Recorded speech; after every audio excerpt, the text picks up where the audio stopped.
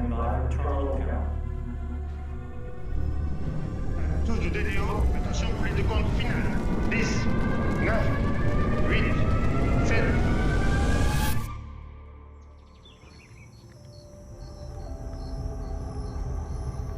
It's morning launch, almost 3:30, and we're gonna make our fueling go or no go call soon.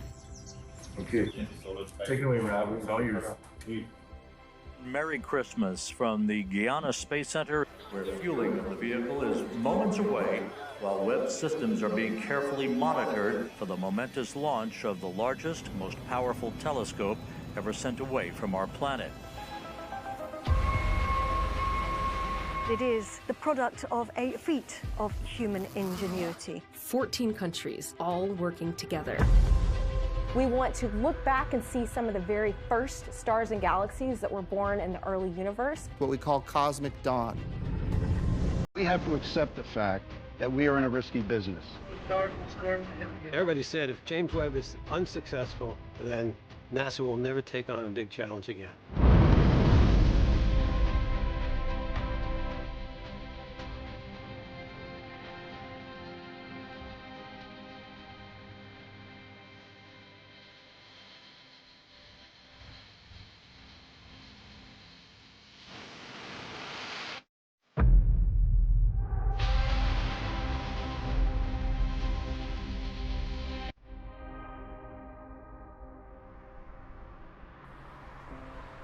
There's a little pond down here. Yes, there still is. And used to come fishing here occasionally. Well, I would like to tell you the entire story of the universe and a bit about how we learned about it and my personal part of this process and where we're going from here. And the title slide here says, from the Big Bang and on, etc., to the discovery of alien life. And so we haven't exactly found it yet, but I think it's possible in the next few decades. And so I want to outline at the very end how we are hoping to find out about that. So there are many, many mysteries. I got interested in math and science when I was a little kid. Here is a picture of the place where I grew up. My dad was a scientist, but he studied dairy cows. I heard from him that people are made out of cells with chromosomes. I can remember I was about 6 years old and I'd heard about infinity.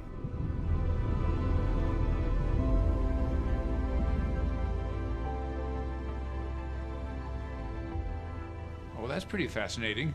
So, okay, I want to know more about this. By 8 years old, I was reading Galileo and Darwin biographies and getting all the books about science I could get from the public library. I latched on pretty early. I knew when I got into the mission that it was going to be exciting. I said, this is the coolest thing I've ever heard of. This is what I want to work on. And I do not care how hard it is or how long it's going to take. I just want to work on it and make it happen.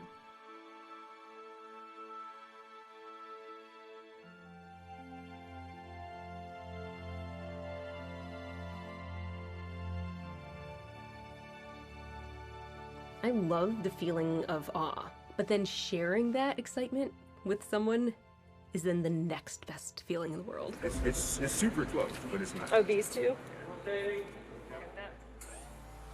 One of the things growing up in the city that we didn't really ever see was the sky. I do remember sort of one of these like core childhood memories is going up to Canada on a family vacation and my parents ushering me outside one night to look at the Milky Way. And I didn't understand what it was. And I was like, there's milk up there? They're like, no, that's our solar system. And we're looking up at all the stars that you wouldn't otherwise see. And I really didn't comprehend because I had no exposure to that prior in my life. Looks like we're over the door. And here I am, years later, following the astonishing story of the James Webb Space Telescope. Nature has this way of being even more creative than we are. So we have always been surprised by what we see in the sky.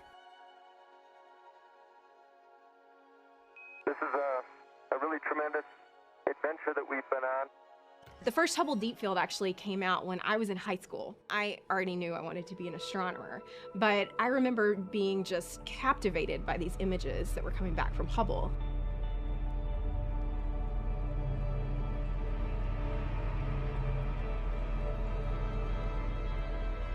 It blew my mind to see that first deep field image, and that was sort of a, like, yep, this is what I want to do.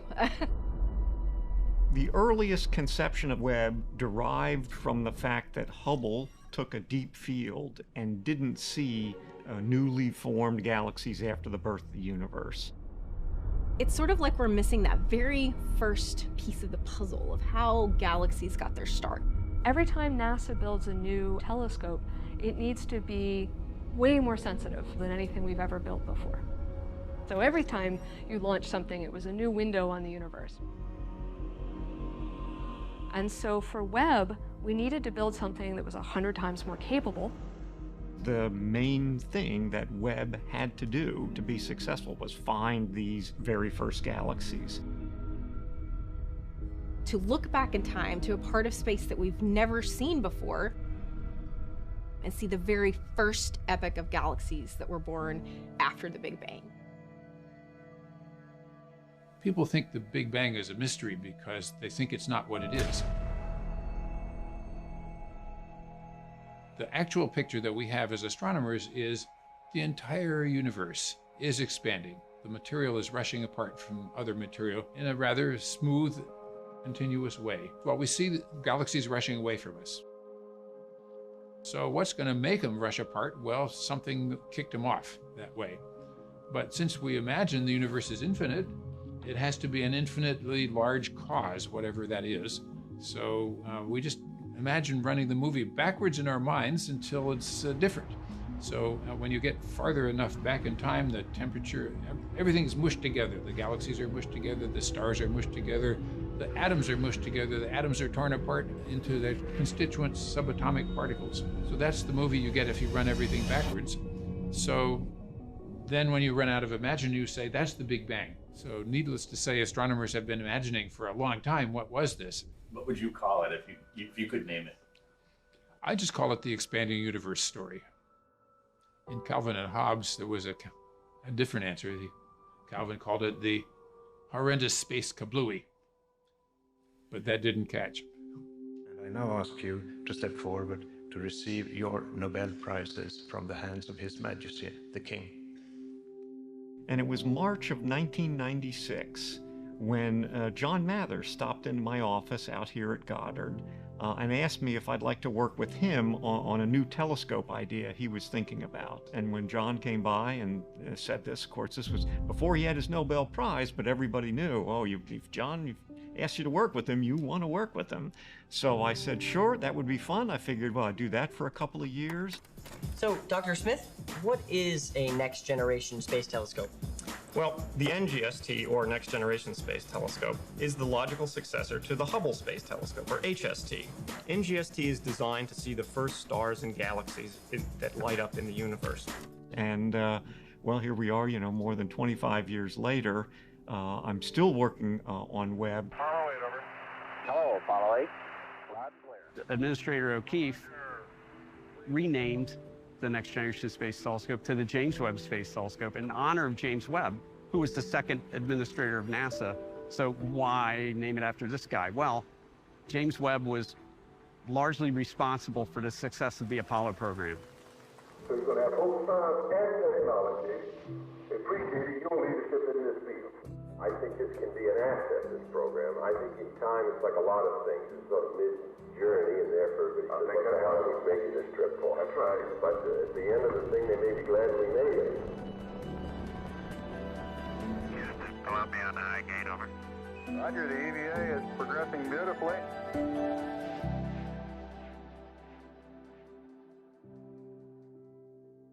The Webb telescope is kind of like my child because I've been working on it since the first day that we started. So when I started on Webb, my youngest son had just been born. Well, he's got a master's degree, works at Johns Hopkins, and he's going to be 28. I had hair. I didn't need hearing aids or glasses. And yeah, it's a long time, but in hindsight, it's also a short time. We had this singular purpose for 25 years to make the James Webb Space Telescope a reality.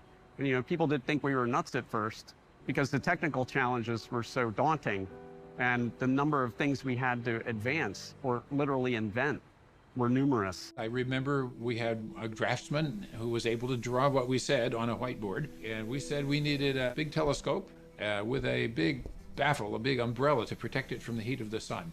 So he drew this on the whiteboard, and we all said, yeah, that looks pretty good. We need something like that. And it's going to have to fold up. And we started talking about how to fold it up. And that was just the beginning, and we knew we were onto something. In the early parts of the mission, we talk to the scientists, and we find out what's the scientific objectives of this mission. What do you want it to do, right? Then we put that into a language that engineers understand called requirements. How big does it have to be? What kind of sensitivity do you want? In other words, what's the dimmest thing you want to see? The James Webb Observatory has 3 parts to it. The first part is the telescope and the science instruments. This has to be very, very cold. It's designed to collect infrared light. So infrared is something that you cannot really see with your eyes. The Hubble telescope can see a little bit of it, but it's not cold. So the Hubble telescope glows and emits infrared light itself, so you cannot use it to do all of the things that astronomers have identified as their next top priority. This telescope is going to be in outer space. It's going to be cooled to a very low temperature of 45 degrees above absolute zero, so that it does not glow. There's one instrument in there called the MIRI that wants to be about 7 degrees Kelvin. And to put that in perspective, dry ice, carbon dioxide dry ice, is at about minus 109 degrees Fahrenheit. The second part is the spacecraft bus. And the spacecraft bus operates at room temperature, up here at 70 degrees Fahrenheit, and it has the usual subsystems, the communication subsystem, the computer, the thrusters, the electrical power system. Then, between the two, is the third part, the sun shield. 5 thin layers, about the size of a tennis court, that separate the hot side from the cold side. 5 little layers that keep this thing in the shadows. And this umbrella, as you might call it, is no ordinary umbrella. On the hot side, 200,000 watts of solar radiation strikes it, and it can only allow 0.02 watts to get through. This umbrella is setting up an almost 600 degree Fahrenheit difference.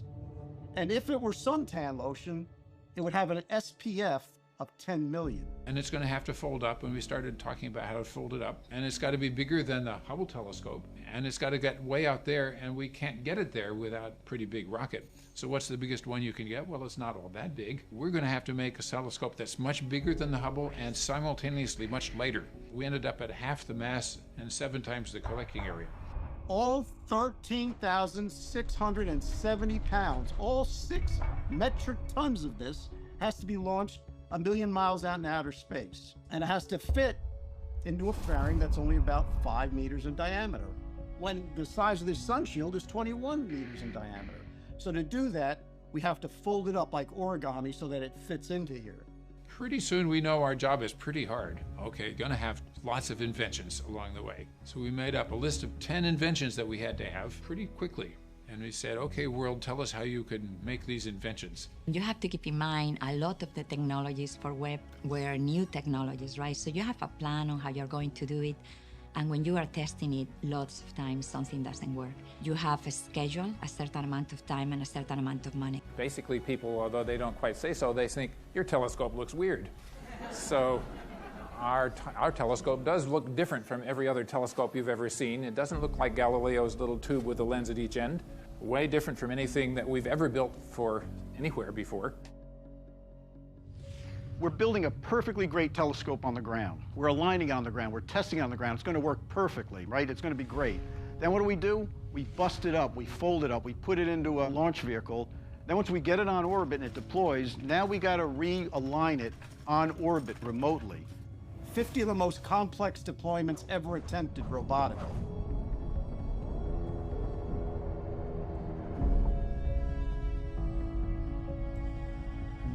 The telescope looks weird, but that's a matter of perspective. To me, it looks beautiful. So that's your mission if you choose to accept it. Yes, we had 344 single-point failures, 295 of which were associated with deployment, almost all of which would have been mission-ending. So with Webb, we should probably go back to 1990 with the launch of the Hubble Space Telescope. And liftoff of the Space Shuttle Discovery with the Hubble Space Telescope, our window on the universe. NASA launches the Hubble Space Telescope, the biggest space science mission ever. Discovery Houston, performance is nominal. And shortly thereafter, it's discovered that its vision is blurry. The conclusion we've come to from that is that there's a significant spherical aberration appears to be present in the optics. I was devastated because I'd worked my entire career on Hubble at that point. Congress had hearings. Hubble's the butt of late-night TV jokes. And it becomes a major embarrassment and major black eye for the agency. Although the surface of the mirror was perfectly smooth, the smoothest mirror ever made by humans on Earth, the trouble is it was too flat at the edges, about a millionth of an inch, which is less than the diameter of a human hair. But that was enough to cause the tremendously blurry images that we saw. My neighbors, who all used to be very, happy and congratulating me on working at Hubble, they'd come up to me when I'm pushing my son around in the stroller and say, "Boy, it must be tough working on a national disaster."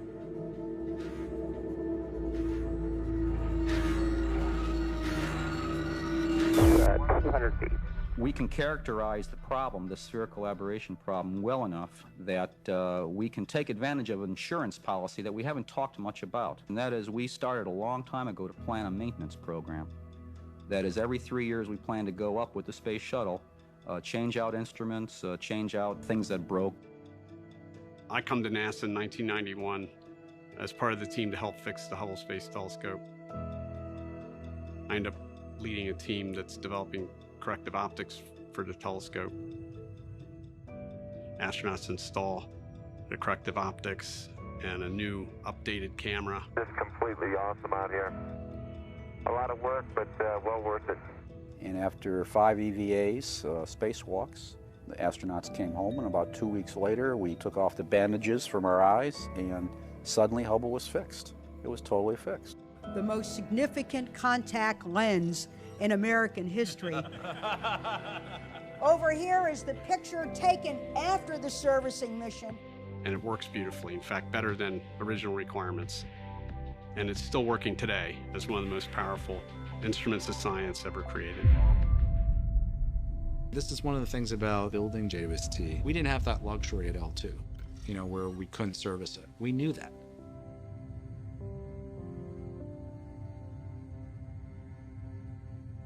The L2 point is chosen for the Webb telescope because it's the first place where you can go, where the Earth and the Sun are always in the same direction, and so you can put up your one-sided umbrella and protect your telescope, which you want to do either to keep the telescope cold, like the Webb. If you send it another few feet farther out, it'll eventually escape and go away from Earth.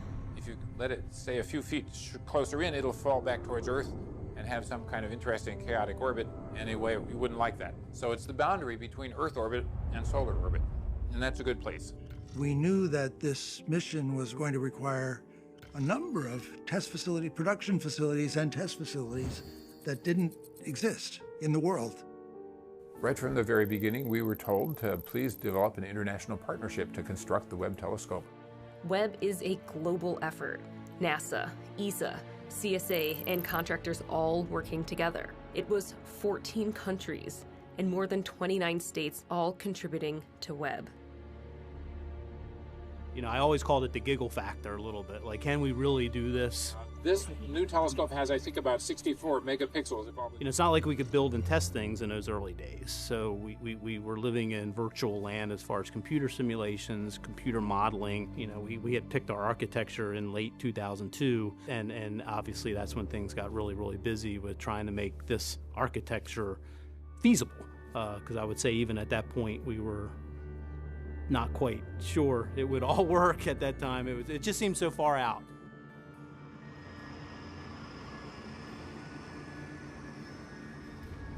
Let's keep making progress on the telescope, because the more we get done, the better the chance that this thing will keep going as a program.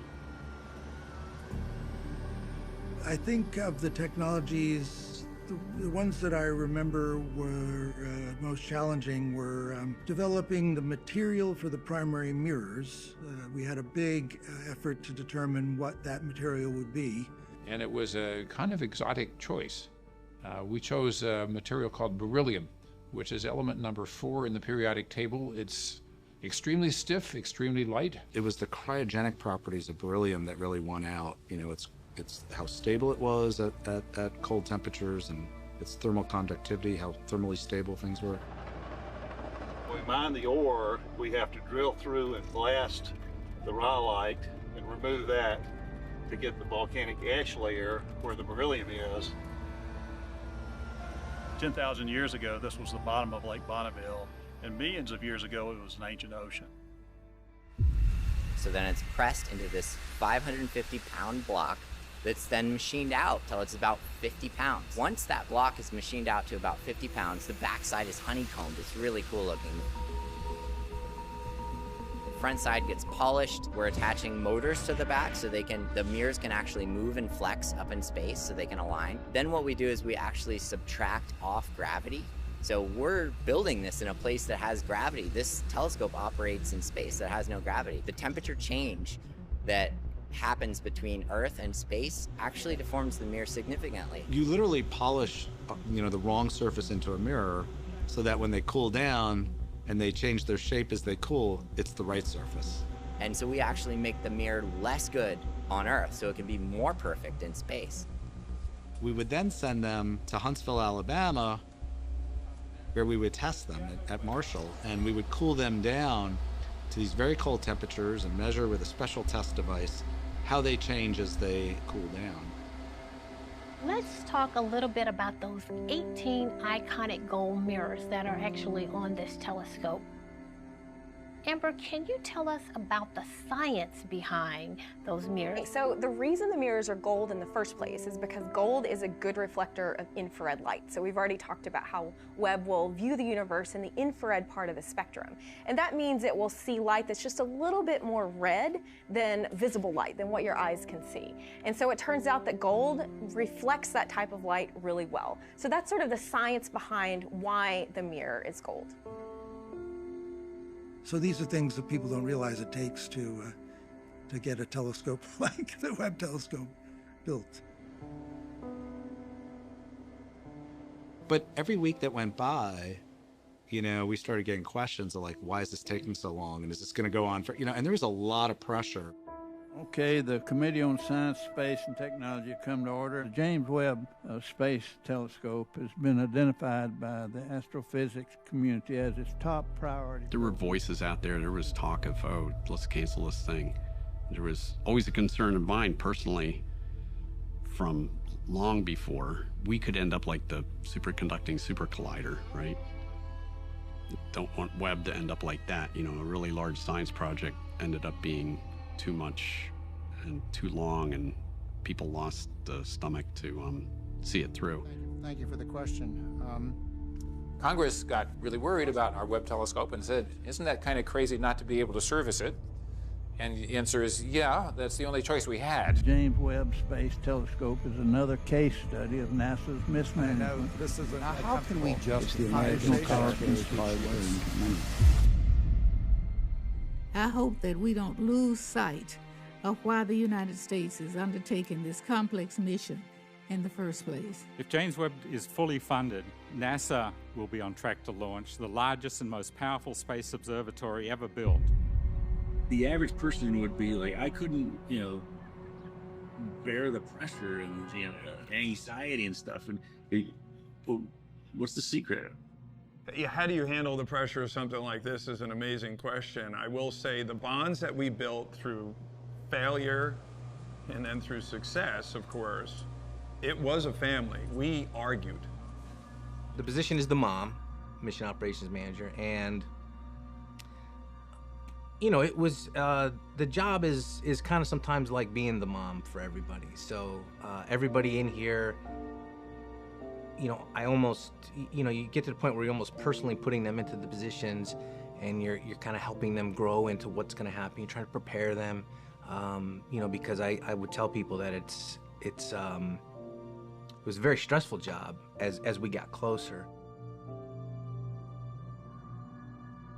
And you had to kind of work with people to help them deal with the stress and stuff like that. So it was, you tend to be a mom, be a good friend. And we all knew the risks. You know, we all knew this wasn't a sure thing. None of us left. That's what I'm proud of. First and foremost, we were ourselves, and we brought our strengths and we brought our colorful parts of ourselves. The way we survived, ultimately though, if I could attribute to one thing is, the more the naysayers came at us, the more we as a team bound together. If the naysayers thought they were gonna cancel this program by what they did, they only made us stronger. In the early times, up until now practically, the budget was not what the project actually required. The budget was what people could get for us. And so it didn't change until Senator Mikulski wrote a letter and said, "We're tired of hearing from you guys. When are you going to tell us the real number?" She didn't say it in those words exactly, but please stop embarrassing us. So what's the real number? 2, 1. Senator? Good morning, Goddard. How are we today? I am so happy to be here with you in the new year. What led to us persisting were people like Senator Mikulski, who was a huge advocate for Webb and for NASA Goddard and for science in general. The science community was largely solidly behind Webb because they knew the potential this thing had and how important it was. When we go into space, we don't go to conquer, we go to discover new things about the universe. We finish assembling it and ship it off to NASA.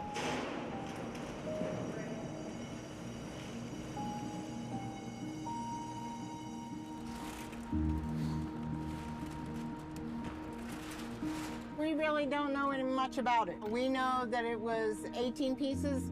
We have pictures of what it was like. Get back. And that's about it. Everything else is sort of secretive. We just take it from point A to point B. Each mirror is worth about 20. And we have 3 in the trailer, so that's $60 million. And if we drove the truck thinking constantly that there was $60 million in the trailer, we'd probably just drive ourselves crazy and nervous wreck up here. We just have to treat it like everything else and drive it and do our job. Bye, guys. That new space mirror thing that we're carrying in the trailer, it's going to be a little over 1 million miles away, and we've driven 1.3 million on the last truck, so it's going to be really far. I can tell you, because 1 million miles is a long time behind the wheel of a truck, so I can tell you 1 million miles far away is a long distance. It's real. I've seen it. I've seen crates that the mirrors go in. I've seen the drawing of what the mirrors are going to look like once it's put together. You've got 18 of them all hooked together, so then you have to imagine that they're folding each one of these up and then they're opening all up at the same time. It's just like a flower. It's going to be beautiful. I have a little trouble sleeping knowing that these mirrors are on a truck crossing the country. So these are the final 3 mirror segments for the James Webb Space Telescope. So yeah, an incredible milestone here today. Exciting. Worth getting up early for. Absolutely, worth getting up early and standing here in the cold, sure. These mirrors will literally see light from the first galaxies that were born in the universe, so exciting stuff. This is where we take all the VIPs that come through Goddard, so you guys are definitely VIPs. Oh my God. So yeah, this is the world's biggest clean room of its type. And if you look right up there, you'll see the familiar pods that have been on your truck over the last year. They're gorgeous.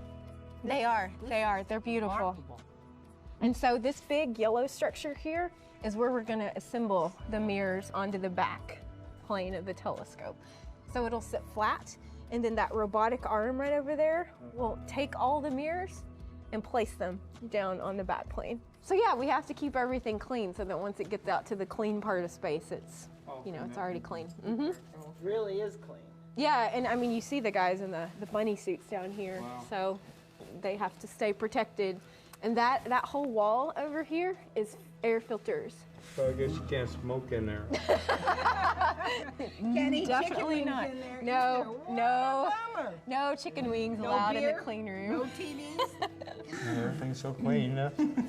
They're busy though. This is just remarkable.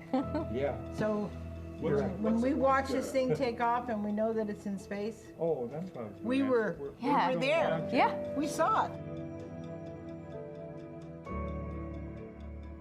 It was a very tense scene in here when these two guys from L3 Harris were working over the primary mirror to take those covers off. They'd been practicing for a couple weeks before this, but this is a very delicate procedure. Any misstep could damage the primary mirror. Even if they have a drop of sweat that falls off onto the mirror, that could set the mission back, 6 months or a year or so, because they're working to clean that. At one point, they told us they needed silence. So a lot of us, including myself, just took a step back. And this is something we really do not like to do on Webb or on any telescope, is be above the optics, having humans above the optics. So, and it's something that I've done quite a few times on Webb. The technician is on a diving board, which is attached to a forklift, is basically a harness platform attached to a forklift out over the primary mirror.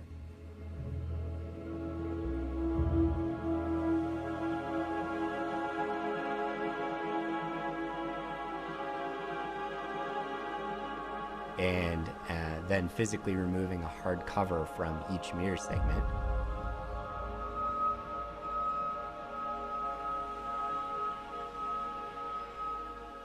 The mirror segments are within millimeters of each other, and so it's very difficult to remove something without scratching or damaging the optical surface. So it was a very delicate operation, and really just showed how careful we were going to need to be. It was wonderful. It was wonderful to see the instruments coming to the clean room, being aligned. I think people know once we are on these chambers, it's a big effort to keep them cold. So we work 24 hours a day, 7 days a week for 3 months. I mean, I knew that Webb was a really big deal because they were just putting the mirrors together when I got here. I mean, you can't not appreciate how it looks because it's huge and it's gold and it's beautiful and it's just so different from anything else. But one of my important life memories really was the first time going in the clean room. And there's something really special about putting on a bunny suit, especially for going in for work. I never lost my appreciation of putting on a bunny suit, opening those doors, and seeing a space telescope in a room. Generally for the job, we are documenting what the engineers and the technicians are doing. And it's not typical for producers to come in overnight to shoot sort of glamour shots of something. So we got permission from the project to come in and give Webb a really special treatment with these shots. We got a lighting crew, cleaned a lot of gear into the clean room, and these really became some of the iconic shots of the telescope. I do think we got more embedded into a team than a lot of other media groups have. But yeah, you totally feel a part of the team when you are dressed like the rest of the team. And then you get to know your team from this lens. There's some people that I only ever encountered in the clean room and was shocked to see what they actually looked like outside of the clean room. So Paul, go ahead and take us on a tour of the facility. And I might note, this is the same facility that for many years was used to develop the servicing hardware for the Hubble Space Telescope. So it's moving on to its next generation.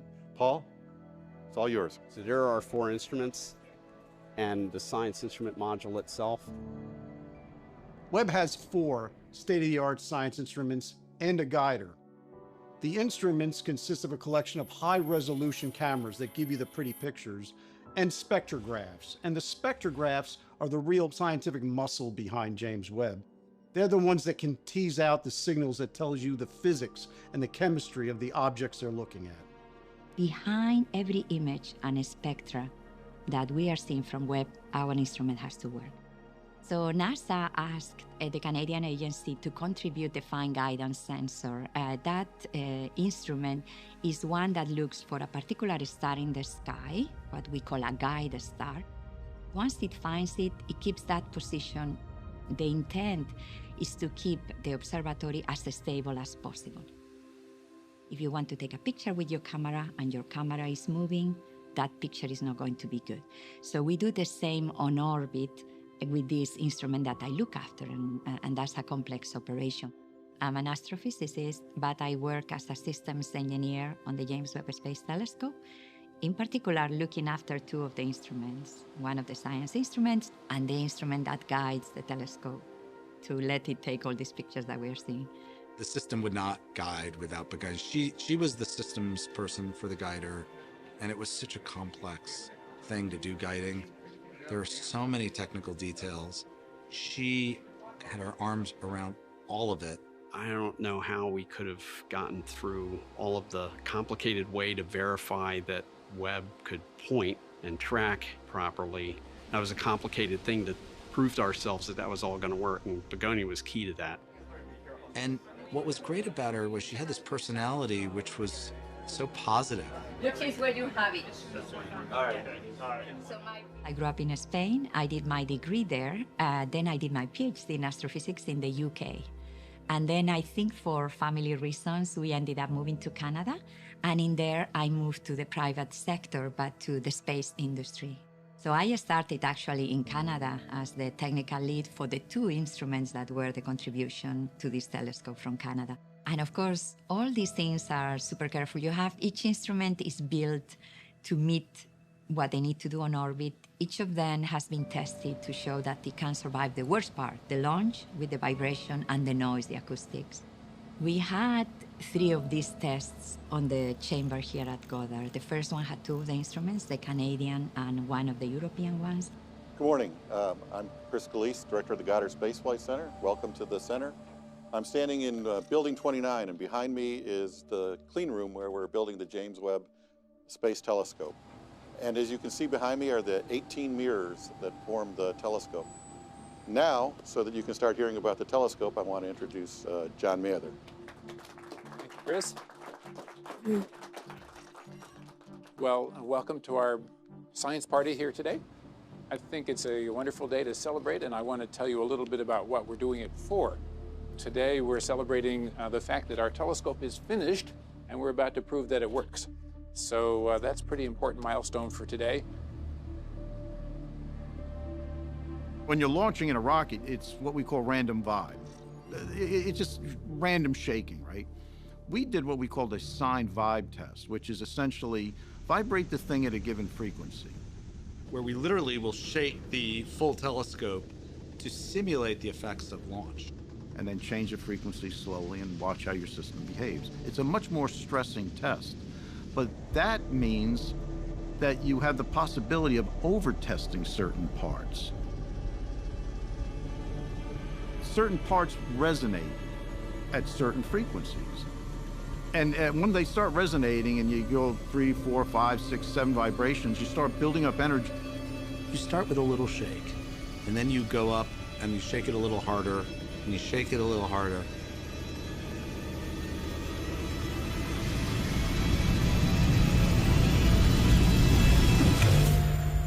There was a loud popping sound, and the sensors measured something that was exceeding the levels that we said, if this happens, automatically shut down. So we had an automatic shutdown. And I still very much remember because it happened on a Saturday, and I was actually home during that particular test. And I get a call, there's going to be a telecom. We just had an automatic shutdown, and there was a loud popping sound. And the popping sound gets your attention because you're not supposed to have a popping sound when you test flight hardware. And I literally drove into Goddard. You know, I'm like listening to the telecom and driving. And we started discussing whether that popping sound could be potentially, you know, something broke. The telescope was actually covered in this like plastic material, and it's purged with dry gas, but you can see through the plastic material. So I literally climbed under the telescope with the phone in my ear, and I'm looking at it, and I said, you know, I don't see anything visibly broken, like nothing came off. And it was really difficult to figure out, but it turned out, we started running a separate test of some of the launch restraint mechanisms and the systems that keep it latched up. And we found out what the problem was, which was at a certain level, these things started to chatter. And that chatter sounded like the popping sound that we heard. We call that gapping. We convinced ourselves that we were going to be okay for launch. There is so much at stake. I mean, I love the drama of it all, but you have to understand that people's careers are made from something like this. And Webb was a mission that was going to be spectacular, whether that was good or bad, if it failed or was successful. It was going to always make history. Everybody's pushing to accomplish something that's been outlined as an idea. The inspiration of trying to discover something, to build something that's never been built before, to discover something that's never been known before. It keeps us going, and we are pleased and privileged in our position here at NASA to be able to carry out this on behalf of the country and the world. This center of curvature testing was in the main Goddard clean room, the largest clean room at Goddard, and it's a fantastic facility, but even that is at the limit of what we needed for Webb. The telescope's optical segment, the part with the mirrors and the science instruments, was built at NASA Goddard in Greenbelt, Maryland, then packed and flown to the Johnson Space Center in Houston, Texas.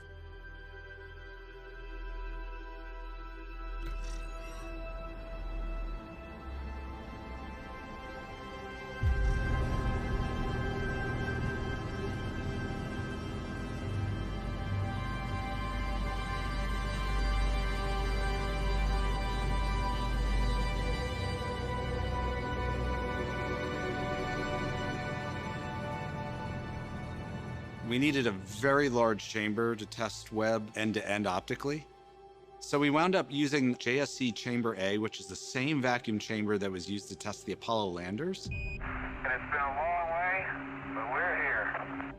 Chamber A was designed to test the Apollo Service and Command Module, so it had a rotating floor and a top and side solar simulators. So they would simulate the orbit of the traveling to the moon, where the passive thermal control system for the Apollo would rotate, kind of do what they call a barbecue roll, and practice its heating and cooling.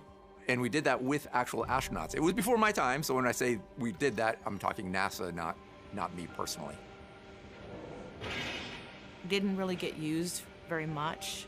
I believe there was a worry that, that it might be mothballed or demoed, and they wanted to preserve it, and they made it a National Historic Landmark.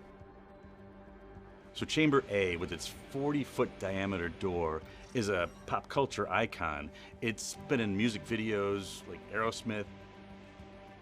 It's been in Armageddon and Transformers 3. Still working on the preps for Webb when we were trying to clean up the high bay for the movie Transformers 3. And they had to get permission from Webb to film that, so that as not to interfere with the schedule of the telescope. The Webb was it was the most complicated thing that they had done since Apollo. The goal of the tests of the telescope in Chamber A really was to make sure everything was functioning properly at the very cold temperatures, and all the optical systems worked properly at cold temperatures.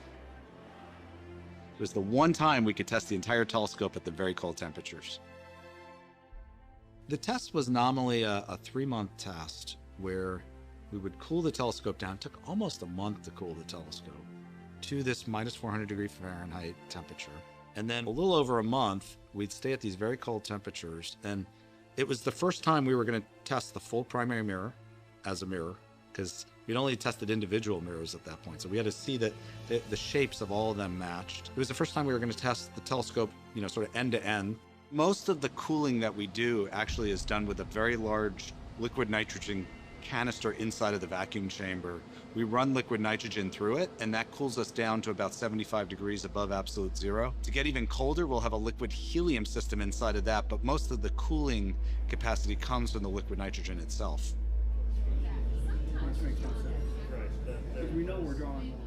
The sequence of the test was it takes about 30 days to cool everything down. We had about 30 days planned for testing, and then about 30 days to warm everything up. So when you are planning for one of these tests in a chamber, you always do the contingency procedures. If this goes wrong, what will I do?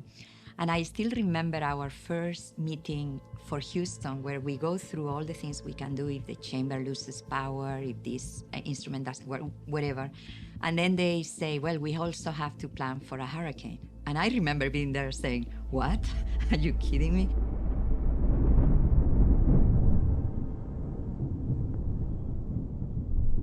We started hearing about a storm that was brewing, a tropical storm. And we all kind of gathered in a room. We started talking about contingency planning because we had thought a lot about potential for storms and hurricanes. And we did have a 5-day supply of liquid nitrogen in case there was ever a big storm. You know, we got ready.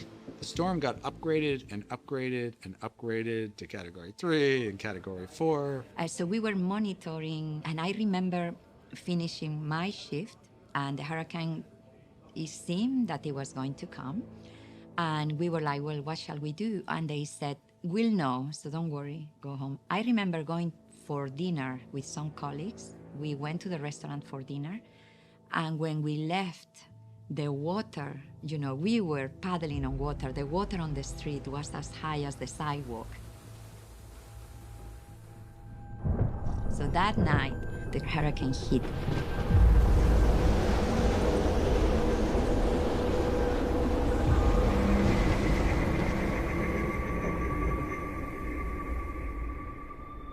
And Saturday morning came, and you know, the sky cleared a little bit, and we said, okay, well, it looks like we made it through the worst of it. The storm had kind of hit us. And so, you know, we had all these air mattresses, and a couple people stayed there Friday night. But we actually started doing testing again. And, you know, Saturday afternoon, we got the very first measurement of the primary mirror. The very first time we saw the entire primary mirror was right after the hurricane hit the next day. But literally within an hour or two of getting those first measurements, several of us actually had gone out to dinner to kind of celebrate. We made it through it. And while we're there, we get an email from the meteorologist that it looks like the storm is kind of coming around in a spiral, and we're going to get a much, much bigger hit that Saturday night. Rockport, Texas, feeling the full force of Hurricane We're not measuring in inches of rain here, we're measuring in feet of rain. This is the most powerful storm to hit the United States. 130-mile-an-hour winds and a treacherous storm surge. Search and rescue efforts are underway. You know, I think we got 51 inches of rain that week, but over 42 inches of it was in one night. And it was insane. And it was so intense that literally water started coming through the roof. So we started having to cover equipment. I mean, you are there and you see the water come in, and then you see them coming and setting everything up. So we were just dealing with the day-to-day, you know. It was incredible to see, but at the same time, you know, we were just working and trying to accommodate all of this. And it turned out that the storm lingered for a full 5 days. We had a 5-day supply of liquid nitrogen, but it was coming up on 5 days. And there was a point at which we would have had to do what's called an emergency warm-up and warm things up even faster than planned in a way that we had never done before in any of the rehearsals. Pieces would have broken. You just can't have things change temperature that quickly when those kind of materials and expect them to survive. If we couldn't get some liquid nitrogen, but the problem was the supplier of the liquid nitrogen was underwater. It was a state of emergency was declared, and so getting our shipments of liquid nitrogen was not the priority of the state, and we had to make it happen. The center did a great job of using our center resources to grab liquid nitrogen from every other point on the center and redumping it into our tanks. And the teams, many of them slept in the control room. Hurricane Harvey was one of those times where the team gave up everything for the protection of the telescope. We were literally at the very final day. I remember, you know, coming in really early in the morning, and after several hours, we finally got the president of the division that sort of ran the liquid nitrogen, and they were able to find a driver and find a truck and make a couple trucks of supply, and finally they came that night, or the next morning. I think we would have had done an emergency warm-up and crossed our fingers a little bit. But they came, and I remember because we had a video camera of the place where the trucks would pull up, and when We saw the trucks, the entire control room broke into applause.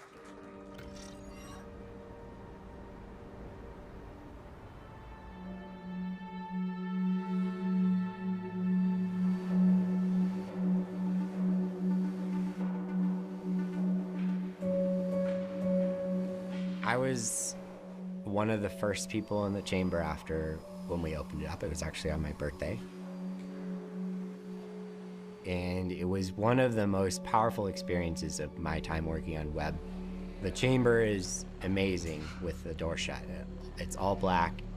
It's designed to be not reflective for light. And so we went in with flashlights to do this inspection, and it's similar to spelunking.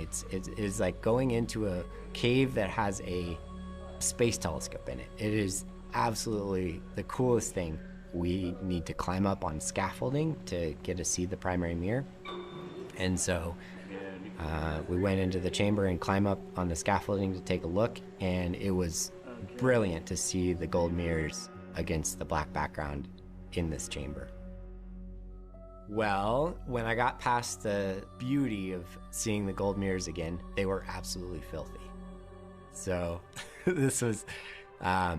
Why was that? That was because of the fallout from the chamber. So during cryogenic testing, all of the particulate and everything that had collected inside the chamber for the last 50 years fell onto the exposed cup-up gold primary mirror segments. And so they were in pretty bad shape after the cryo testing.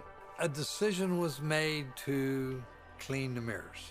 And you look at multi-million-dollar beryllium, gold-coated beryllium mirrors, you're not using squeegee and some Windex. So we rotated it so the gold primary mirror was cupped down. The big fear is that, especially on a coated optic, that through cleaning it, we're going to damage the coating or scratch the mirror or put some other substance on the mirror from what we're using to clean.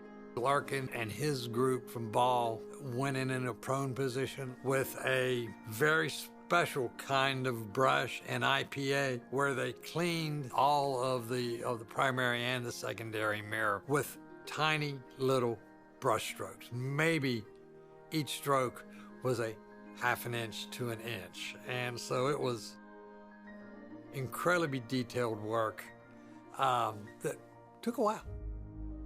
I was within inches of the telescope for 10 days, and being under that gold-coated primary mirror there is something incredible to put the energy into cleaning that mirror and knowing that it's going to be receiving photons from stars and it's going to be helping to reveal the universe, and I get to spend time getting it prepared for that, cleaning it and putting it in the best configuration and the best condition it can be for what it's going to do in the future.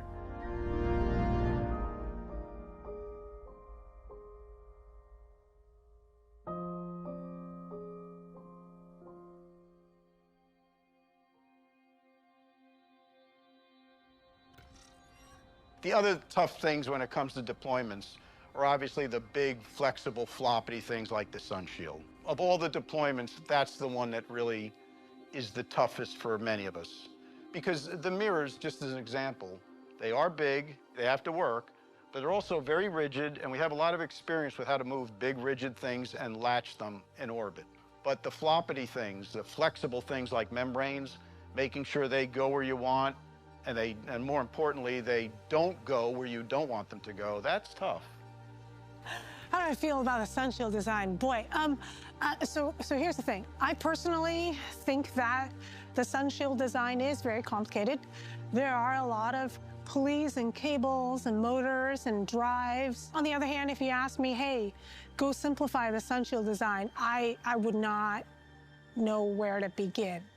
It's I think, complicated by necessity. It's huge, and it has to be lightweight, and it has to deploy, and it has to deploy positively.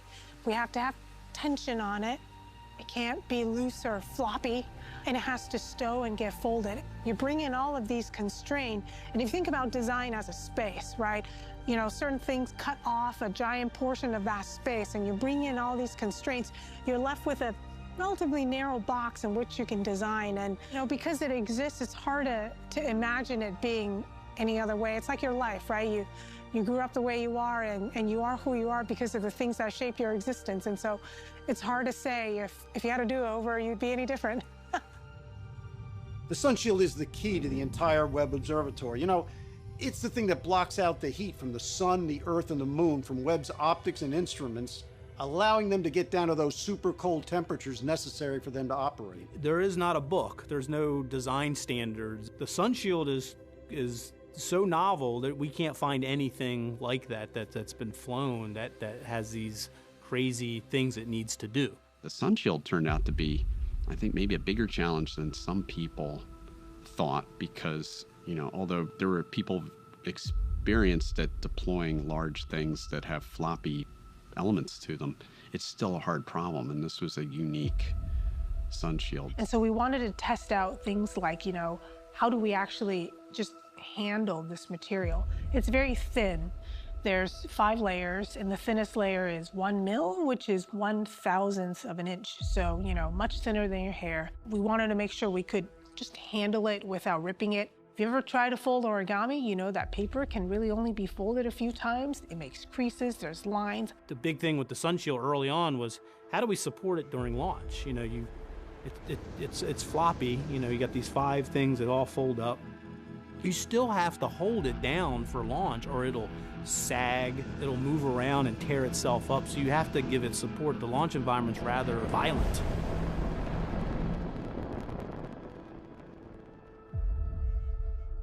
To hold the membrane down to the structure, you have to hold it down with some release devices, and there's 107 of them. You can't even imagine the number of holes that had to be precisely located in these membranes. And then when you all fold it all up, all these holes have to line up. Oh, by the way, when it's deployed, these holes can't be such that sunshine can get through them lined up. So it's an incredibly complex problem geometrically. Webb is massive. It is about 3 stories high and about the size of a tennis court. Just try to imagine Roger Federer and Rafa running back and forth on their halves of our telescope.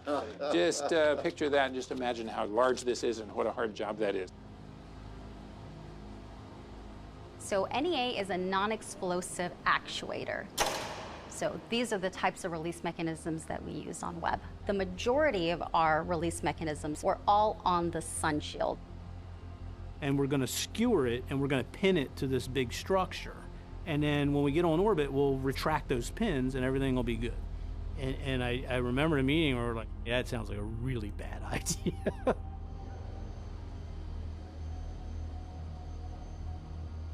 And I was actually out there doing my rotation one time when the head of integration test for Northrop was going to take me in the clean room to do an inspection. We're walking into the clean room. He says, you know, I have to warn you, there might be a little bit of a hubbub in there. And I said, why is that? And he said, well, they found some screws and washers on the ground after this last test. Every single one of those fasteners, 1,000 of them, when the screw goes through the end of the nut, it leaves a sharp edge. That sharp edge could catch a cable or scratch a 1/1000th of an inch thick membrane and punch a hole in it that could lead to an end of a mission. You know, as you really dug into the issue, you know, it was a bit of a subtle interface thing. And one of the reasons you test things is to uncover these issues. But when you're a really large sun shield with a lot of screws and nuts and washers, you know, one small thing can multiply, and then it gets multiplied. You know, we were like in a goldfish tank. You know, the entire planet would read about it, be in newspapers. And you just knew that one was gonna be that kind of issue from the beginning. And so, I think that created a lot of stress for all of us. That was a very big hit. It took about 11-month hit on our schedule. Our architecture, especially in those deployments, had, 344 single-point failures, right? If you're going to have 344 single-point failures, and they're all dependent on the last reset, on the last installation, you have to have an environment of absolute openness and honesty. And the fear that comes from that politics and that kind of stuff is your chief enemy to that. I mean, it's crushing, right? The team is now sunk. It's out there in the news. We're getting less, and we now know we're not going to make our launch date again. Mr. Bridenstine, welcome back. Thank you. You know, how much has changed since 1996? Oh my when this was first put out there at $500 million. Can you even talk about how much cosmology has changed? It's a wonderful question, and when you think of the universe at large, NASA is learning new things every single day. How the universe is expanding, and not just expanding, but expanding at an ever-increasing rate. It's actually accelerating, and what is causing that? And can James Webb help us understand that, you know, at the edge of the universe, there are galaxies, in essence, disappearing because they're accelerating faster than the speed of light. Wow. So those galaxies, the light from them, if they're faster than the speed of light, that light can't get back to Earth, which means there's a whole lot of things we don't understand about the physics, astrophysics, that this particular spacecraft is going to help us learn. Going back to the very beginning of Cosmic Dawn, we're going to learn, how did the very first galaxies form? What did that first light look like? I really want to thank you for the comprehensiveness of that answer, because the world and science itself is changing in ways that impact a project that we have completely different expectations for in 2018. There's a whole host of capabilities that we can't even predict yet until it's on orbit, and we're doing everything we can to get there. Mr. Chairman, I just wish we had a head of NASA that was excited about this project. Yeah. Well, when you asked your first question, I could see that answer going on for a couple of hours, but I thought it was a good answer. Outside of family and many other things, it's hard to imagine a prouder day in my life watching him, and got grilled and got challenged and gave honest answers and sat there and went through that and knew he had to take it, and in the end said, but we're going to get this right. And for the first time, we are on the home stretch.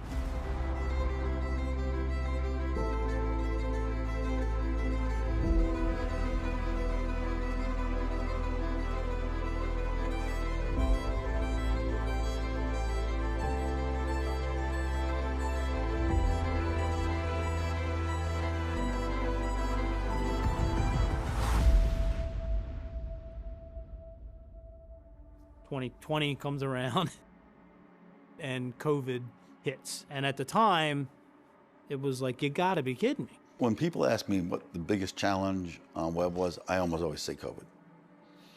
Now, we had technical issues and technical challenges, but people's health weren't being affected. Well, I tell you, mental health maybe got affected, but direct threats to your health did not come from that. This was a direct threat to our team. And to the most valuable resource of our team was the people. Not money, not schedule, nothing. It was the people. Meanwhile, we're already wearing masks in the high bay. we were way in advance of that, right? Because if you look at all the old shots of Webb and go, oh, look at them wearing masks. Was COVID back in 2011? It was like, no, we wore masks to keep the mirrors clean, right? So we already had mask practice down. And we said, let's keep going. So we kept a core team. That core team came in heroically, never stopped. And the team who never stopped, we all owe an incredible debt of gratitude for, because I tell you, if we had stopped, I don't know what it would have taken to restart. There was just one last Sunshield deployment test before Webb was packed up and sent to French Guiana. This was going to be the last time Webb was deployed ever on the planet. And this was the culmination of the effort of thousands of people around the world. So I wanted to do something spectacular for this. And we got a gyro-stabilized camera system, and we mounted it underneath one of those lifts that they use in the clean room. And this lift can go up about 65 feet. And I believe during that time, we captured some of the most amazing images of the telescope in its final deployed state.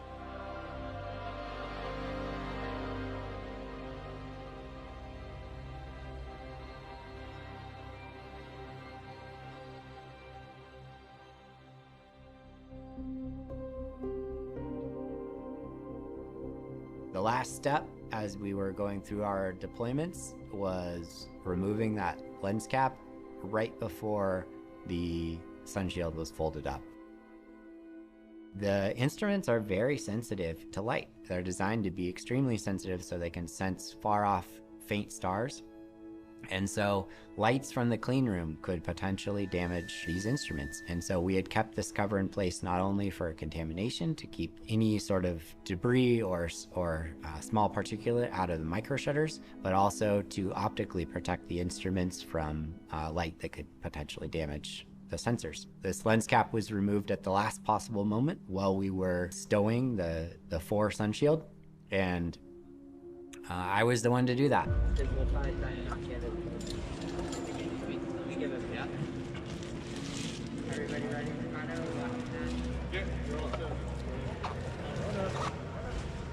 I'm a very even keel person and am able to perform these tasks in a really focused and relaxed way without letting my emotion be a part of it.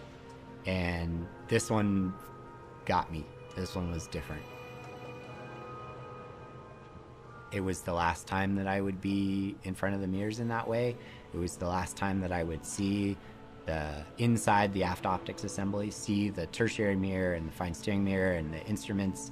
And so removing this cover, it was actually a pretty emotional moment for me.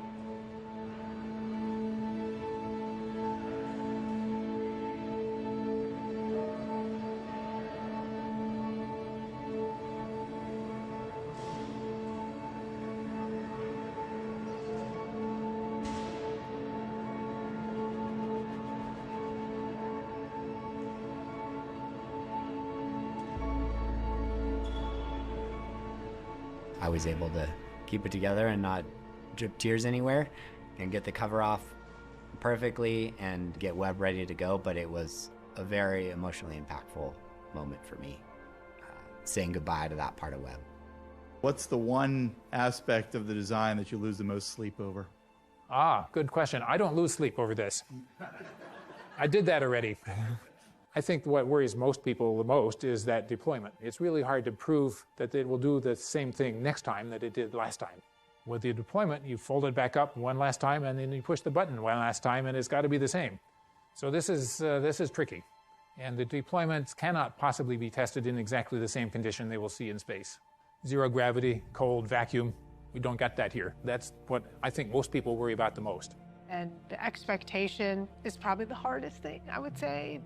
The weight of knowing that this has to go right the first time and the only time, and there was really no room for error. Carrying that around for however long we've all been on the program was a thing. My boss, Jim, used to say that we're like deep sea fish under sort of constant pressure, and that once Webb was launched, we wouldn't really know what to do with ourselves because all the pressure would be off. Webb is by far the largest piece of flight hardware that we've moved. The transporter is the largest transporter that I know of in history to come out of Goddard Space Flight Center. And essentially what STARS is a mobile cleanroom, moving JWST from one location to the other while it's still inside of a cleanroom environment. And so it was goodbye for the entire team that had been a part of the observatory and spacecraft and integration and everything for 20 years at that point. There was nothing easy about Webb at all. I don't care what aspect of the mission you looked at. So moving around that huge behemoth of a telescope became extraordinarily challenging. The 405 is just something that is a big part of the heart of LA and that whole community, and so it was really neat that we got to send it right through the heart of LA and off to the sea in that way and be a part of that.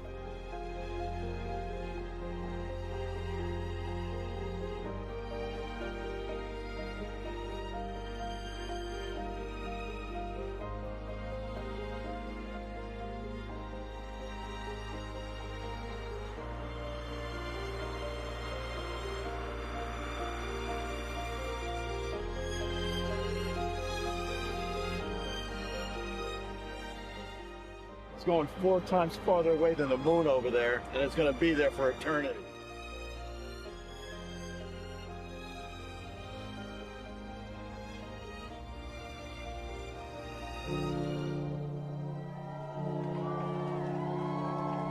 Goodbye! Godspeed, Gallipoli!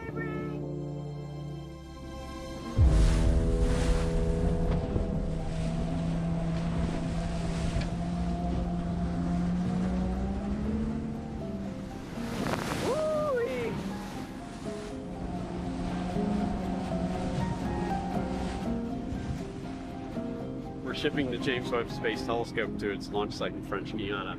It just left port in the Naval Weapons Center, Seal Beach, and after 25 years of development, it's headed for its launch site and its final destination in space.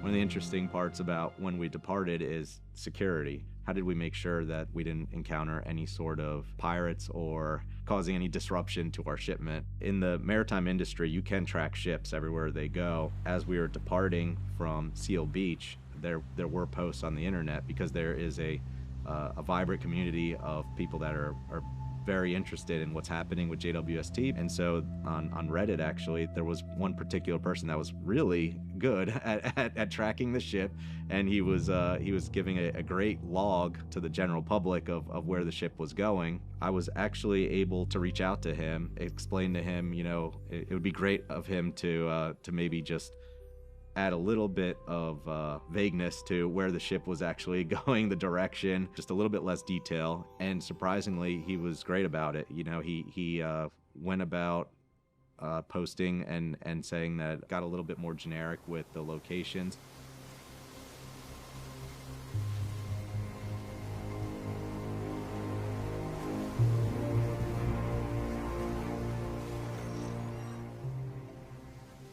Kourou is actually a good place for a launch site, very close to the equator, and that helps you getting an extra spin when you launch. It was a bubble that we were there, mostly hidden from the pandemic, able to work and just focus on Webb and getting it ready for launch.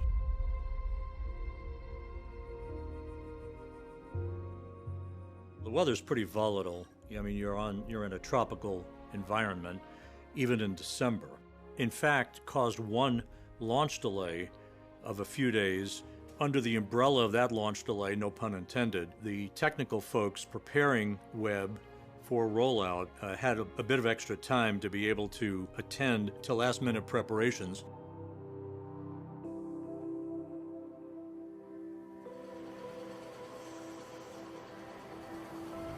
It was pouring. I got soaked more than I had any other time in Kourou. Standing out there with the team, watching it rolling out to the launch, and it was an absolute party in the rain.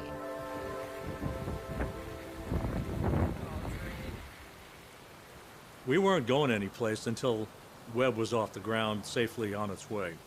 So it's not like we had a plane to catch or a train to catch, right? We were a captive audience. A really neat thing happened because of the way that launch had been delayed, and it ended up being on Christmas Day. So when the clock hit 12, you know, it was a privilege of mine to wish everybody a happy holiday and to thank them and then mention to them that their families were, you know, history had put them in that place at that time for a reason, you know. And I didn't go into it, but it was like, you know, I kept thinking about the Apollo 8 launch, you know, Christmas Eve, you know, reading about from the Book of Genesis. You know, it's famous, right? It's now approaching lunar sunrise, and for all the people back on Earth, the crew of Apollo 8 has a message that we would like to send to you. In the beginning, God created the heaven and the earth, and the earth was without form and void, and darkness was upon the face of the deep. And the Spirit of God moved upon the face of the waters, and God said, "Let there be light," and there was light. They're reading about, you know, the first light, and here we are launching this incredible machine that's intended to pick up that first light.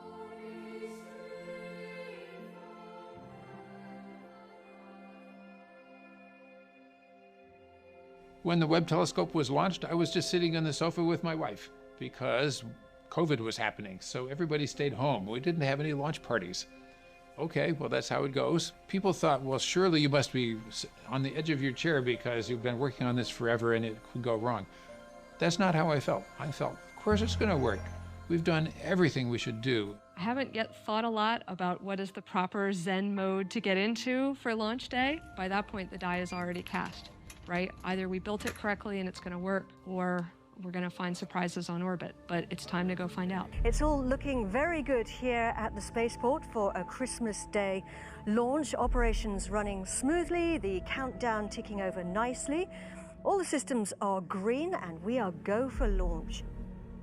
We're looking at launch pad number 3, the James Webb Space Telescope, inside the very top of the rocket in first class with its seatbelt on. I'm in the Mission Control Center here at the spaceport, the nerve center of operations. We're about 10 kilometers from that pad, and behind me you can see it's a laser focus here in the control center with the mission control centers all on console there as we get closer to launch. Come to go to black. Take away what I would tell you. Merry Christmas from the Guyana Space Center in Kourou, French Guiana.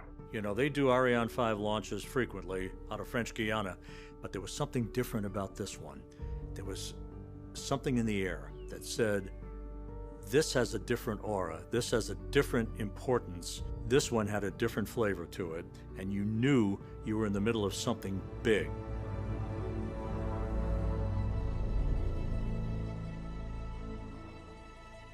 You get the 2-minute warning. Everyone goes out onto these balconies. And you were watching a number of people, VIPs and invited guests, moving out to the observation platform that is right next to the Jupiter Control Center as we stand by for the 1-minute call from Jean-Luc Voyer. À tous les vidéos, attention pour moins 1 minute.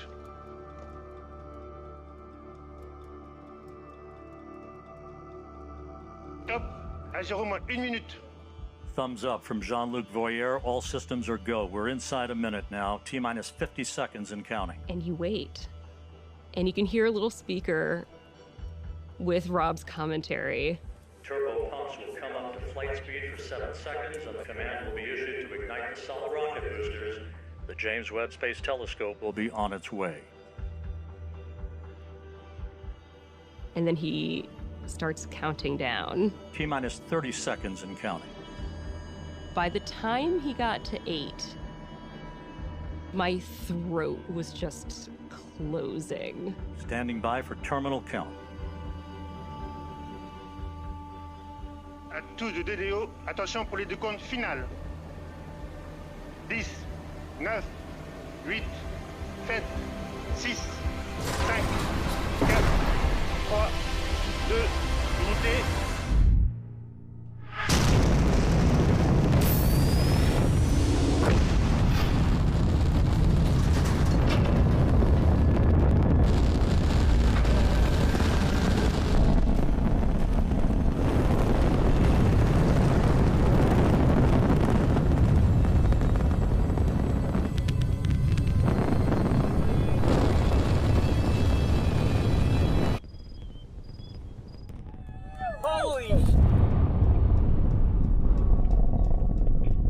Because we were a few miles out, you see it go, and it's going up and up and up and up. You don't hear it for at least 45 seconds to a minute.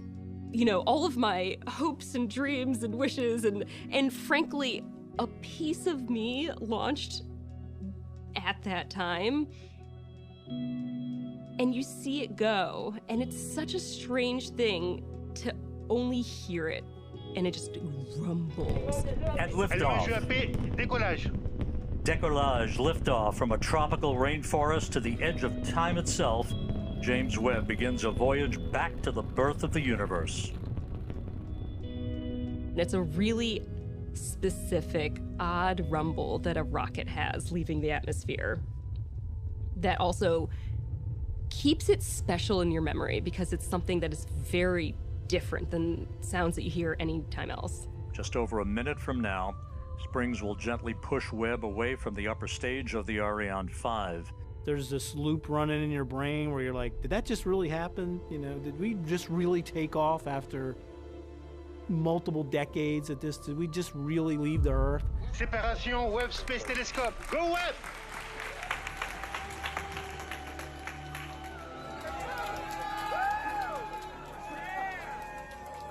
Ironically enough, as we marvel on this view from the upper stage camera, this will be humanity's last view of the James Webb Space Telescope as it moves to its workplace about 1 million miles away from Earth. The launch team is done. Now all the attention turns to the operations centers. For those of you who are just joining us, we are looking at live coverage of the deployment of the secondary mirror for the James Webb Space Telescope. You're looking at an animation that includes real-time telemetry, real-time data from the spacecraft as to the configuration that it's in. We used to make jokes. It was like, hey, Merry Christmas. Look what we got. We got a telescope. Oh, some assembly required. Yeah, it was some assembly. We start getting our deployments started, and Webb was performing beautifully. You're seeing an animation, but this isn't just any random animation. This is actually based on real data. That script looks good. You're go to execute. Roger, executed. Command will fire OTE LRM Group 5. OC, you're go to fire. Copy, go to fire. It's not just pushing buttons. There's a lot of real-time information that comes in, and you've got to be able to deal with it. You've got to assimilate it, figure out what to do, and make an action. I'm getting more and more excited. My heart is starting to beat faster and faster. For me, there's a tremendous amount of joy. I mean, I have this smile like on my face from ear to ear right now. Again, we had rehearsed everything and practiced it a zillion times, but now you're up there and you only got one chance to get it right. Without this mirror in its right position, we do not get light into the telescope. Motor move has completed successfully, and Deplead has confirmed we are go to proceed with the latch to safe. Roger, executing.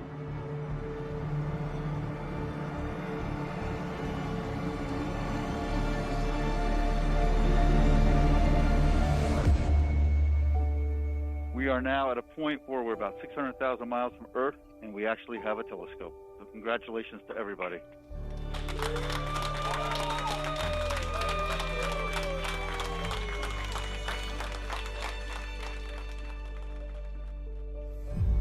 Well, I'm thrilled to see that it finally works, because when we started off, we got a lot of people laughing at us that was impossibly difficult. And now it's done.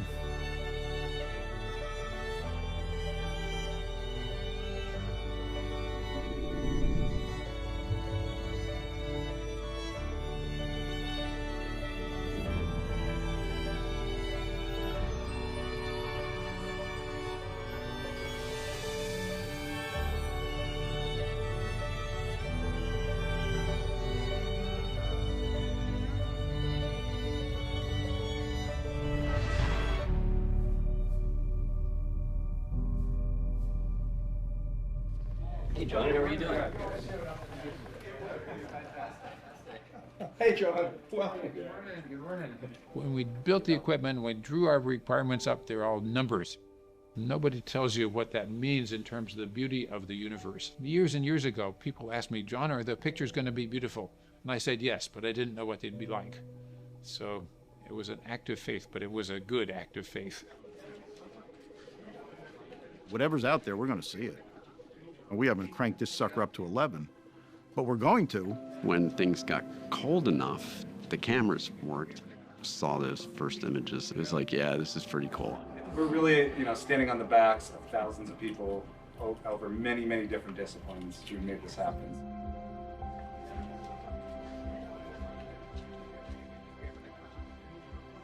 The image came back. There was the beautiful center image of the star with 6 radiating rays of light, and there's supposed to be nothing behind it. Nothing. What we saw turned out to be 250 galaxies that have never been seen before in this image that supposedly had nothing in it. There are galaxies everywhere. People said we've been photobombed by galaxies. So, well, that's a pretty big thrill for everybody. I didn't know I was coming to a pep rally today. But that's all the better. And you've got a lot to be rallying for. This morning, folks across this planet are going to see the images captured by this telescope. This telescope, because of infrared, is going to be able to penetrate through the dust clouds. You're going to see the formation of stars. You're going to see devouring black holes.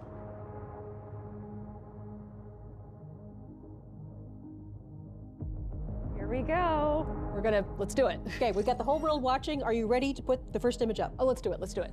We are ready to see Webb's first image of a star dying, a planetary nebula called the Southern Ring.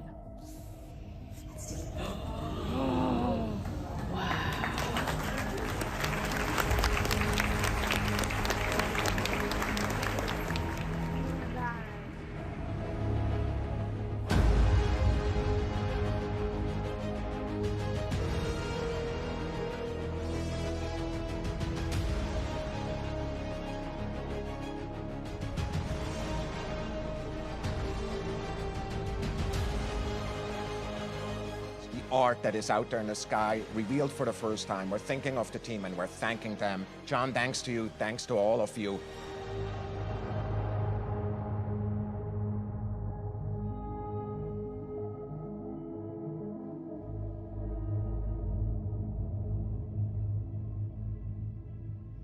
I think people brought some champagne, so that's higher priority. You're going to see things that this species has never seen. And you've done it. Tell everybody this was an important day in the history of humanity. Because we'll never look back. You can never undiscover, you can never unobserve things. So congratulations to the entire team. You have all made history. Be proud. And thank you all for your future. And, I'm a scientist, so I've been working on this project for 20 years, so we should expect what we saw. But no. Several times in the last 6 months, I nearly break my jaw of what I saw. These incredible images. Success is binary. You either win or you don't. So we built something that was so ambitious. If it didn't work at all, we would be terrified. But if it did work, we would be guaranteed of tremendous discoveries. I think my favorite image is the picture of a cloud of galaxies with a very, very bright one in the center. 100 years ago, we thought there was only one galaxy. Now, the number is unlimited. And that light that you are seeing on one of those little specks has been traveling for over 13 billion years. Everywhere we look at is going to be a scientific discovery. I believe that. Oh, no, it ain't good. And every image is essentially a Hubble deep field. Yeah. Is that incredible or what?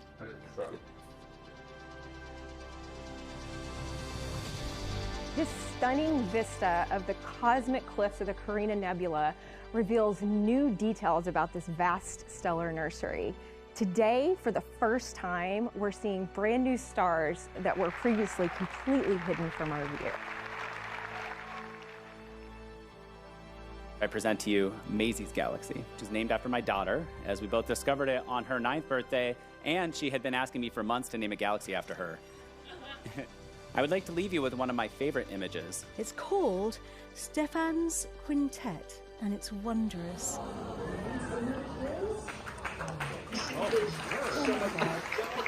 From the perspective of what we're going to find out, what do you tell a 7-year-old when she says, I get what the curiosity thing's doing, but what's JWST going to do, Dad? Okay. She's got a good question. What we're actually trying to find out is the entire history of the universe from then till now, from the beginning till now, including the things that made galaxies and stars and planets and Earth, and made it possible for us to live on our particular little Earth. So that's why I'm interested. I asked my dad that question sort of like that, and I said, well, where did we come from? I was about 6 or 7 or something. Nobody knew. We knew a little bit, but we certainly couldn't tell you the whole story. You know, we can get as geeky and as in the details as you want, but when you step back for a minute, it really is about our place in the universe. And that's something that resonates with people, and that they hit people in an artistic and a spiritual way. I'm reaching out to you from London. My father was diagnosed last year with stage 4 cancer. And unfortunately, the prognosis means he doesn't have a great deal of time left with us. From as early as I can remember, my father has been out burning the midnight oil looking at the stars through his telescope. And often driving into the mountain overnight, setting up to take pictures and even submitting photos of what he found in magazines. When I was a kid, I remember him upgrading his telescope every few years after saving away. He is so passionate about the work you do, and the recent advancements of the JWST has been very exciting for him. I'm really pleased he's still here to follow along with all the amazing innovation you and your team are doing at the moment. He keeps busy keeping up with the news around your advancements. That's really cool. For me, these letters express how I feel. These letters are about the wonder that I feel looking at the universe, the wonder that I feel looking at our team that made this observations and tools possible, astonishment at what we're able to discover. It's kind of beyond words to describe how satisfying and fulfilling and rewarding it is after reading things like this. I mean, yeah, it's pretty hard to describe. It really makes you feel good about what you do, and to make a mark for good and for positive things in the world is pretty cool, pretty special. That's actually why I do love space, and I think that other people love space because it does give you that sense of awe and like feeling one with the universe. So I'm glad it helped someone. Look, there aren't many things these days that almost everyone on planet Earth can feel inspired about. But I feel like the images from Webb are one of those things. They bring in a sense of wonder. It's kind of like when you're a little kid and you look up at the night sky. We need some wonder in our world. It's just a feeling of immense joy and achievement. And I feel happy for humanity a little bit. Yeah. So I'm lucky enough that I get to continue telling the story about what NASA's doing for its next big flagship missions. There are plenty of other mysteries of science, but we are seeing with our own eyes, with the aid of telescopes, the process unfolding. So what more could you hope for from astronomy? One of the core obligations we have is oversight. And we quite often hear in government how things don't work. I just want to say thank you for exceeding our expectations, and let's continue. And with that, I yield back. So congratulations to everyone for making it happen. And we now are counting on continued brilliance for the next half a century, at least. Thank you for proving it's possible. Looking back to childhood, we had no idea. No one had any idea what the future would bring in terms of space exploration, new technology, electronics. It was all new, and we had no idea that computers would ever be so powerful or so common. Marvels are yet to occur, and we are still growing rapidly in our capabilities. So astronomers have already a book that we outlined what we'd like to do for the next many decades. I think it'll take us a century before we run out of that book. And then from what we learn in the next decades, we'll have more miracles to produce, more miracles to ask for. So much is possible, and this is a very exciting time to be an astronomer.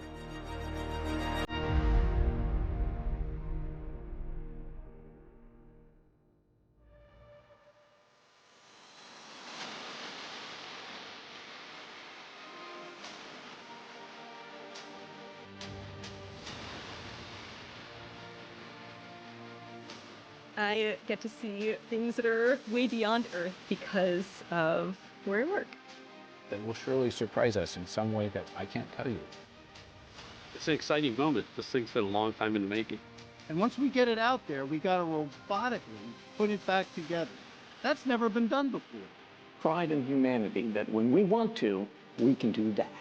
We're building this telescope really to answer fundamental questions that we have. It's detecting the building blocks of life on exoplanets. That then gets sent into the telescope. All these galaxies in the background photobomb the pictures, right? I feel like we're discovering new parts of the universe. It's going to raw inspire us as people, or it's going to solve a problem we didn't know how to solve because we're going to learn something that we didn't know until this big eyeball in the sky opened up and saw it. I don't know who else gets to say that. The James Webb Space Telescope is the most ambitious and complex space science mission humanity has ever undertaken. No one's ever done anything like this before. Science will be worth the wait. Roger roll, Discovery.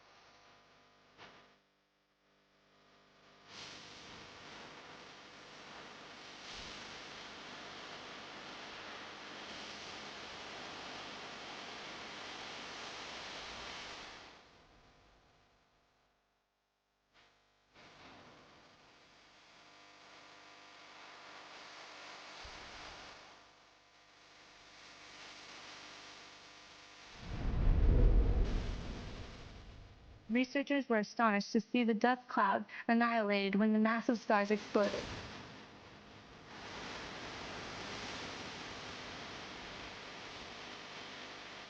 Now Webb takes us even deeper into the infrared universe.